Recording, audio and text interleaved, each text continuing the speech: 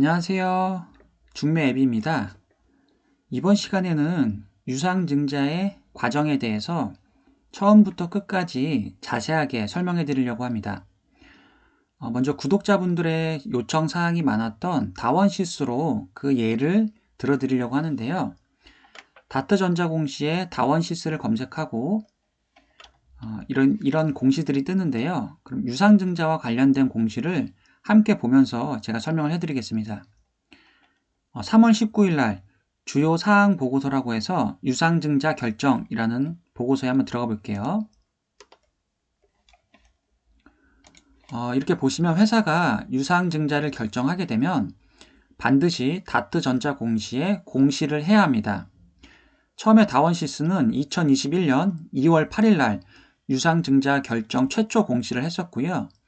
그 이후에 이 공시한 내용을 수정하면서 정정 신고 보고서를 3월 19일 날 다시 올려주었습니다. 지금 그것을 보고 있는 거고요. 짧게 제가 요약해 드리자면 일단 그 유상증자라는 것은 신주를 발행하는 거죠. 그 신주에서 5% 정도는 고위험 고수익 투자 신탁에 배정을 해주고요. 그 다음에 30%는 벤처 기업 투자 신탁에 배정을 해주고 나머지 65%에 해당하는 주식은 우리와 같은 개인 청약자 및 기관 투자자에게 배정을 해줍니다. 이것은 여러분들이 아파트를 분양받고 청약 넣는 거랑 마찬가지로 왜 아파트도 뭐 100가구를 이제 분양한다고 했을 때 뭐 10%는 신혼부부 특별 전형이 있고 뭐 나머지 10%는 뭐 국가유공자 전형도 있고 노인분들을 위한 전형도 있고 그리고 나머지 뭐 60%는 일반 청약을 받듯이 이 신주도 유상증자도 마찬가지입니다. 신주를 청약했을 때 일정 부분에 따라서 배정하는 게 다른데요. 우리와 같은 개인 청약자와 기관 투자자한테는 신주의 약 65%에 해당하는 비중을 배정하고 이제 분양을 해줍니다. 그럼 내려와 보면 한번 봐볼게요. 지금 유상증자 결정이라는 게 있고 신주를 얼만큼 발행할 것이냐. 보통 주식으로 450만 주를 발행한다고 합니다. 꽤 많은 양이죠. 왜냐하면 현재 다원시스가 보유하고 있는 주식수가 2,706만 4,407주인데 신주 발행 주식수가 450만 주기 때문에 거의 약 20%의 새로운 주식을 발행한다는 거죠.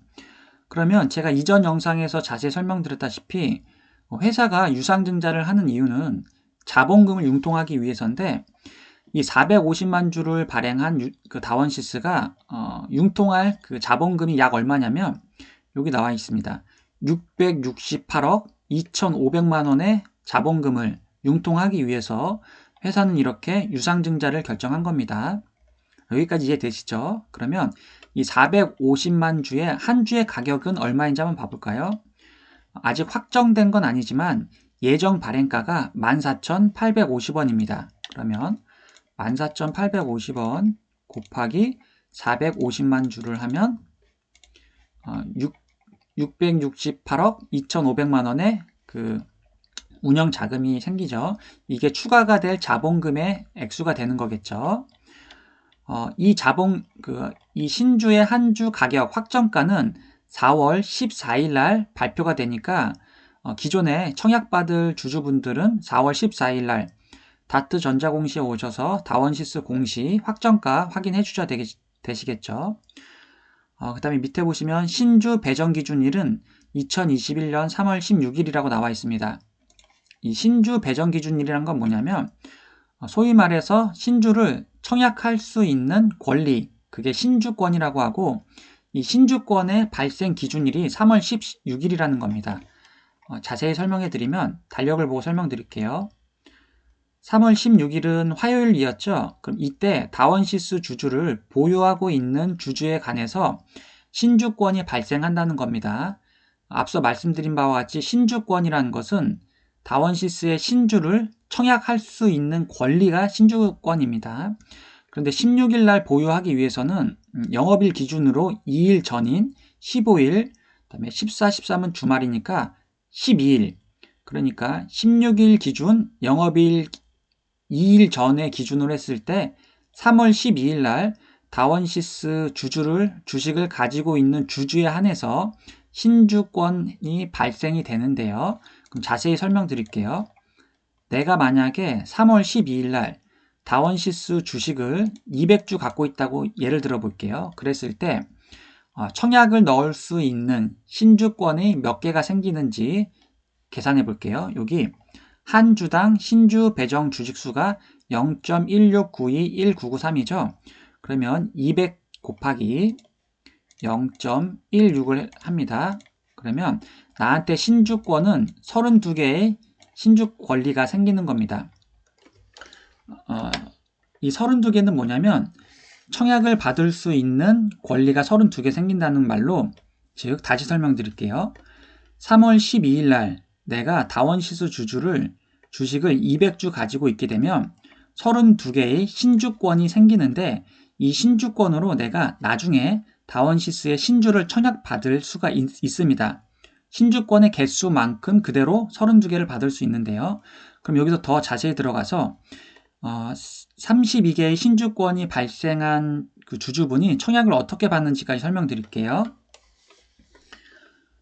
그 전에 앞서서 만약에 신주권이 32개가 생기더라도 3월 16일 그 당일날 바로 효력이 발생하는 게 아닙니다. 밑에 내려와 보시면 신주권의 효력 발생일은 4월 2일부터 4월 8일까지입니다. 그래서 3월 12일 날 다원시스 주식을 200주 갖고 있는 사람은 32개의 신주권이 생기는데, 그게 언제 내 계좌에 보이느냐? 바로 4월 2일 날 보이게 되죠. 이때 신주권이라고 해서 그 다원시스라고 하고 옆에 숫자하고 영어가 붙은 새로운 그 주식이랑 똑같이 내 계좌에 들어옵니다. 그것은 신주가 아니고 신주를 청약할 수 있는 권리 증서라고 생각하면 됩니다. 그 개수만큼 내가 신주를 청약을 넣을 수가 있고요. 만약에 내가 다원시스 주주로서 3월 12일 날 200주를 가지고 있어서 신주권을 32개를 배정받았는데, 나는 나중에 이것을 청약을 넣고 싶지 않다고 하면 이 4월 2일부터 4월 8일까지 신주권 거래 기간이거든요. 이때 매도를 하면 됩니다. 매도하는 방법은 여러분들이 사용하고 계신 MTS나 HTS에서 이제 신주 인수권이라는 목록이 있습니다. 거기에 들어가시면 이 다원시스가 저번 주 금요일 날이 아마 종가가 3,000원 몇백 원대로 제가 기억하고 있는데, 그렇게 매도를 할 수가 있습니다. 이해되시죠? 내가 다원시스의 주주로 3월 12일 날 다원시스를 가지고 있어서 이제 신주권을 배당받았는데 나는 청약을 하고 싶진 않다라고 했을 때는 다가오는 목요일까지 4월 8일 전까지 시장에 매도를 하시면 되시고요. 그럼 돌아와서 나는 3월 12일 날 다원시스 주식을 200주 갖고 있었고 신주권도 32개가 갖고 있는데 청약을 받고 싶다고 하시는 분에 대해서 자세히 설명드릴게요. 일단은 청약 시작일은 4월 19일입니다. 그럼 4월 19일 날 전까지 청약 받기 위해서는 내 계좌에 현금이 있어야 되는데요. 현금이 얼마 있어야 되냐면 아까 그 예정 발행가가 14,850원이었었죠. 이걸로 예를 들었을 때는 32 곱하기 14,850원.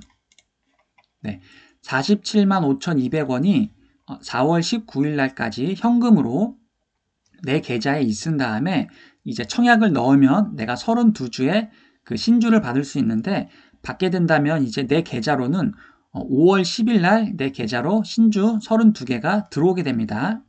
여기까지 이해되시죠?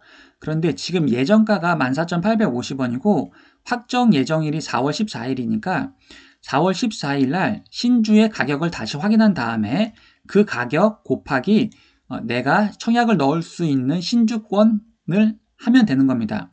예를 들어서 이 4월 14일 날 확정 금액이 신주의 한 주의 가격이 15,000원이고 내가 가지고 있는 신주권이 한 50개다. 그래서 그럼 신주권이 50개면 청약을 받을 수 있는 그 신주 개수도 50개라는 거니까 한 주당 발행할 가격 곱하기 신주권을 하면은 75만 원이라는 돈이 내 계좌에 현금으로 있고 그 다음에 4월 19일 날 청약을 넣어야지만 되는 거죠. 그러면 청약을 넣은 다음에 내 계좌로는 5월 10일 날 이제 들어오게 됩니다. 50주가 들어오게 되겠죠. 그리고 또 한 가지 설명드릴게. 여기 권리락에 대해서 물어보시더라고요. 이 권리락이 일단 무엇이냐면 여기 넘어와서 다원시스가 현재 시가가 18,350원인데 회사가 이렇게 증자를 하게 되면 현 시세보다 저렴하게 기존 주주한테는 현 시세보다 저렴하게 새로운 주식을 살 수 있는 권리를 주죠. 아까 다원시스는 한 주에 대략 14,850원에 살 수 있는 권리를 기존 주주한테 주죠. 그랬을 때 그럼 그 3월 12일 날 다원시스를 보유하고 있지 않는 다른 주주들, 그 이후에 다원시스를 매수할 주주들한테는 손해가 가는 거잖아요. 다시 설명드릴게요. 회사가 증자를 하게 되면 그 새로운 증자, 신주의 한 주 가격은 현 시세 18,350원보다 저렴하게 기존 주주분들한테 판매를 합니다. 그러면 기존 주주분들한테는 현 시세보다 저렴하게 사니까 그게 어떻게 보면 프리미엄이라고 해서 좋을 수 있지만 그 3월 12일 이후에 추후에 다원시스의 주주가 될 사람들한테는 그렇게 저렴한 가격으로 신주를 청약받을 수 있는 권리가 없기 때문에 추후에 다원시스의 주주가 될 사람들한테 그 프리미엄을 주기 위해서 권리락이라는 것이 생깁니다. 그래서 다원시스 공시에 보면 여기 권리락 실시일이 3월 15일이고 기준가가 19,200원. 여기 와서 봐볼게요. 어떤 분께서 이걸 문의 주셔서 여기 3월 12일 날 19,900원인데 3월 15일 날은 350원만 마이너스가 됐는데 이 계산이 안 맞다고 저한테 문의 주셨는데 제가 자세히 설명드릴게요. 여기 19,900원에서 빼기 350원을 하면 19,550원이 돼야 되는데 왜 3월 15일 날 18,850원이 됐냐라고 물어보시더라고요. 이걸 물어보신 분은 다트전자공시를 잘 안 보시는 거예요. 이 다트전자공시에 권리락이라고 해서 19,200원이 나왔죠. 이 말은 3월 12일 날 권리락이 발생해서 종가가 19,900원이지만 권리락이 발생돼서 19,200원으로 떨어졌다는 겁니다. 그러니까 700원이 떨어졌죠. 그래서 종가가 19,200원이 됐다고 이게 공시가 나온 겁니다. 그래서 19,200원에서 마이너스 350원을 하게 되면 18,850원이 맞죠? 이거 한번 짚고 넘어갈게요. 문의 주신 분이 계셔서. 그래서 꼭 다원시스뿐만 아니라 다른 종목도 이렇게 유상증자를 하게 돼서 권리락이 생기게 되면 꼭 다트전자 공시에서 권리락의 금액을 확인해 주시면 되십니다. 그러면 제가 그 3월 12일 날 다원시스의 주주로서 청약의 조건, 신주를 배당받을 수 있는 권리가 생긴 사람들의 두 가지 케이스에 대해 설명드렸죠. 첫 번째는 청약을 받을 사람들은 어떻게 해야 되는지 여부 다시 설명드리자면 4월 14일 날 확정가를 알아야 되고 확정가가 정해지면 그거 곱하기 내가 청약받을 주식수 한 금액 현금이 4월 19일까지는 내 계좌에 현금으로 가지고 있어야 된다라는 겁니다. 그렇게 청약을 넣어야 되죠. 그렇게 청약을 넣고 내 주식 계좌로 그 청약을 넣은 주식이 언제 다원시스의 신주가 발행되냐면 5월 10일 날이 예정일입니다. 이때 내 계좌에 들어온다는 거죠. 그리고 두 번째 케이스, 내가 3월 12일 날 다원시스 주식을 가지고 있었지만 나는 신주 청약을 하지 않을 거다. 그러면 다가오는 목요일까지 4월 8일까지 신주권을 시장에 매도를 하셔야 된다는 겁니다. 이해되시죠? 여기까지 설명드렸고 마지막으로 이제 이해가 되신 분들은 되시고 제가 다시 한번 또 자세히 설명드릴게요. 이것은 다원시스를 3월 12일 날 500주 갖고 있는 사람이라고 예를 들어서 다시 한번 또 자세히 설명드릴게요. 이 주주가 청약을 받는 것까지 해서 설명을 드릴게요. 그러면 내가 다원시스 500주를 갖고 있었습니다. 3월 12일 날짜 기준이고요. 그러면 신주권이 얼마가 생기는지 봐볼게요. 0.16 곱하면 약 80개의 신주를 받을 수 있는 청약이 생기는 권리, 신주권이 80개가 생기죠. 근데 이 주주분은 신주 청약을 받을 거기 때문에 그대로 가지고 있습니다. 그러면 4월 19일 날 청약 날짜를 정확히 알고 계시고 현재 14,850원 예정가입니다. 이것은 4월 14일 날 정확히 확인을 하셔야 됩니다. 이 금액으로요. 그러면 80원에서 지금 그냥 예정가로 곱해 볼게요. 14,850원. 네, 118만 8천원이 현금으로 현찰로 현찰이 아니죠. 그러니까 주식 계좌에 예수금으로 이 118만 8천원이 현금으로 있어야 됩니다. 그리고 청약을 넣으면은 이제 5월 10일 날 이제 내 계좌로 들어오는데 이 밑에 이 설명은 뭐냐면 자, 다원시스를 3월 12일 날 500주 갖고 있는 사람이 5월 10일 날까지 다원시스를 매수 매도 안 했을 때라고 가정을 했을 때 가정을 해볼게요. 그냥 그러면 다원시스 현재 시가대로 5월 10일 날도 18,350원이라고 예를 들어볼게요. 그러면 다원시스 500주 가지고 있었죠. 그 다음에 그때 시가가 그냥 18,350원이라고 예를 들어본 겁니다. 그러면 이 주주분은 현재 5월 10일 날 기준으로 917만 5천 원이 다원시스 주식으로 가지고 있는 겁니다. 근데 이 80개의 신주를 배당받았을 때 계좌가 어떻게 되냐면 더하기 118만 8천 원의 신주가 들어오게 되죠. 그러면 5월 10일 날 기준으로 내 계좌에 다원시스의 주식은 총 1,036만 3천 원이 됩니다. 그러면 이게 어떤 효과가 있냐면 이 신주가 들어오기 전에 이 사람의 평단가는 18,350원이죠. 이거 곱하기 500주를 하니까 917만 5천이 나왔으니까. 그런데 여기서는 평단가가 낮아집니다. 왜냐하면 원래 기존에 있던 500주에다가 80개의 그 신주가 들어왔으니까 나누기 580을 하면 평단가가 좀 나눠집니다. 17,867원이죠. 네, 다시 설명드릴게요. 이 다원시스를 500주 갖고 있는 사람이 5월 10일 날도 500주를 갖고 있다고 예를 들어볼게요. 500주, 주식이 500주 있고 그때 그 한 주의 시가가 18,350원이라고 해볼게요. 이해되시죠? 그럼 이때 이분은 917만 5천 원의 다원시스의 주식을 갖고 있는 거고 평단가가 18,350원입니다. 근데 신주를 80주를 청약을 받았죠. 그래서 신주 80개가 들어오고 금액은 118만 8천 원이 더 들어오게 됩니다. 그래서 총 5월 10일 날 1036만 3천 원이 되는데 이때의 평단가가 좀 낮아집니다. 왜냐하면 신주가 들어왔기 때문에 580주가 되죠. 그러면 원래 아까 전에는 그 신주가 들어오기 전에 평단가는 18,350원인데 신주가 들어오고 나서부터 한 주의 가격이 저렴한 주식이 들어오는 거니까 평단가가 이렇게 낮아집니다.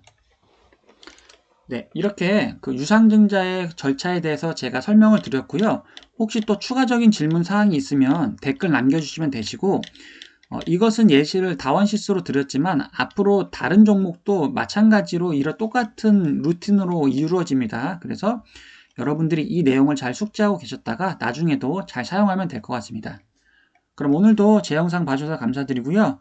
이것으로 영상 마무리할게요. 감사합니다.